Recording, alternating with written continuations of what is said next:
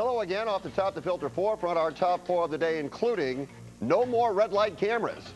But we begin with this. Let the main event begin. She talks about waste and abuse. She paid herself $120 million, and then eBay had to lay off 10% of its workforce. Now, is that waste and abuse? Is that what you want? Jerry Brown talking about Meg Whitman this morning. Much has been made of Whitman spending $71 million of her own money to earn the right to face Brown. A reporter noted that was $90 a vote, and Whitman responded, "Money well spent. I'm delighted with the results." She's got a lot of money, spent a lot of money, and will no doubt continue to spend a lot of money. Is that really the issue? Our contributors tonight, Doctor of Social Ethics, Charlotte Laws, and the editor of RedCounty.com, Matt Cunningham. Our pictures are furnished by Skype. And Matt, I'll start with you. Isn't the real issue, is there any amount of money Meg Whitman can spend to overcome California's longtime love affair with Jerry Brown? Well, we'll find out in November what it will take. I think she's got a very good shot at winning.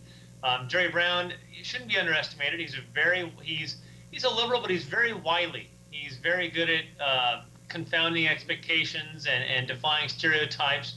But he has a record. He has a long record as governor. He has a record as attorney general, as treasurer, as mayor of Oakland, and you know all those years of making decisions and taking actions can come back to bite him. And I think Meg Whitman has a clean slate and a lot of money to communicate her message and remind voters of why they haven't elected Jerry Brown in a serious contest since 1978.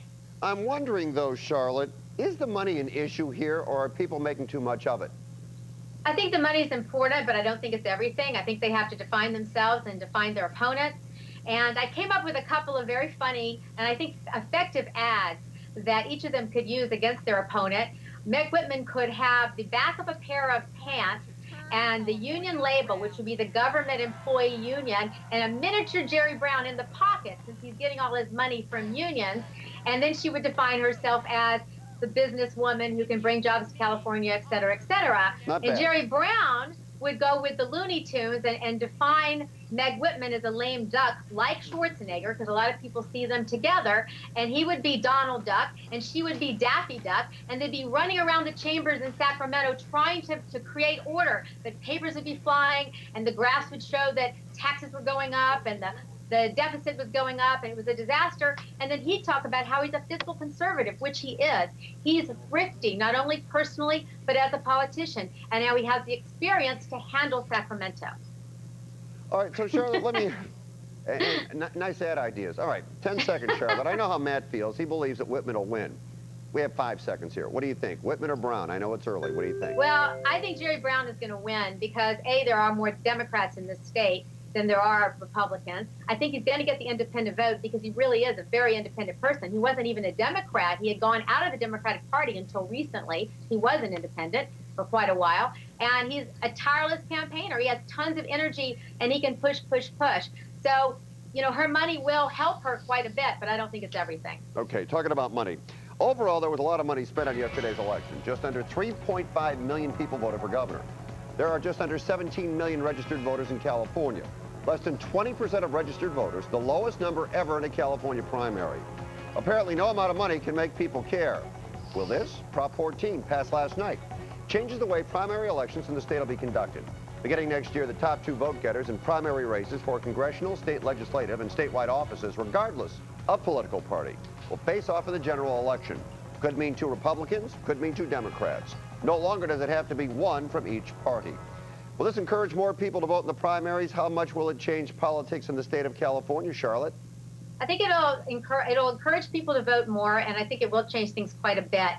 About 40% of the people in this country self-identify as independents. And so you're going to have more independent voters who are going to be wanting to vote because it's very difficult. I'm an independent myself, and I have to go around changing my party affiliation before every election so that I can vote in the primary I want to vote in. And this time, for example, I botched it. I got a Republican ballot when indeed I wanted to vote for Jerry Brown. I couldn't do it because I didn't change my party affiliation in time.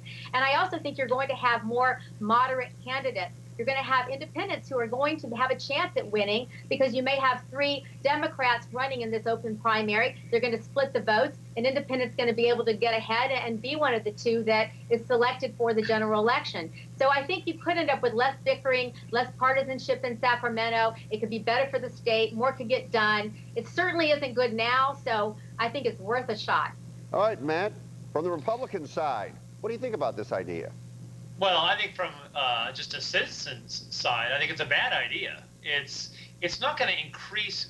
It won't increase voter turnout. These reforms never ever produce the results that the authors promise. What we're going to have is it's going to wipe out third parties. For example, you will never see ever again a libertarian or a green or a peace and freedom or an American independent party candidate on a November ballot. Why? Ever. Why? It's always going to be a Republican or Democrat, or a lot of places you'll have a choice between 2 Democrats and 2 Republicans, which is not much of a choice for voters. So they'll have different brands of vanilla from which to choose. And it's what it will do is it'll, to the extent it weakens parties, it will increase candidates' dependence on special interests, because the party structure will be weakened, because it's the task of choosing a nominee has been taken away from the mass of Democrats and Republicans.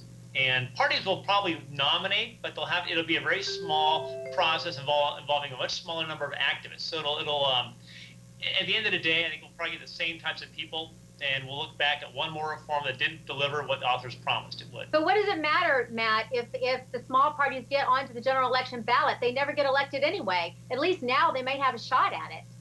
Well, they won't have a shot. I will wager my house they will never make the November ballot. There's just not enough of them, and so we're gonna have fewer choices as voters in both elections. I'll tell you something, Matt. You better be pretty confident of that, because if you're going to wager your house, you got a pretty nice house. So. I'm extremely confident. All right.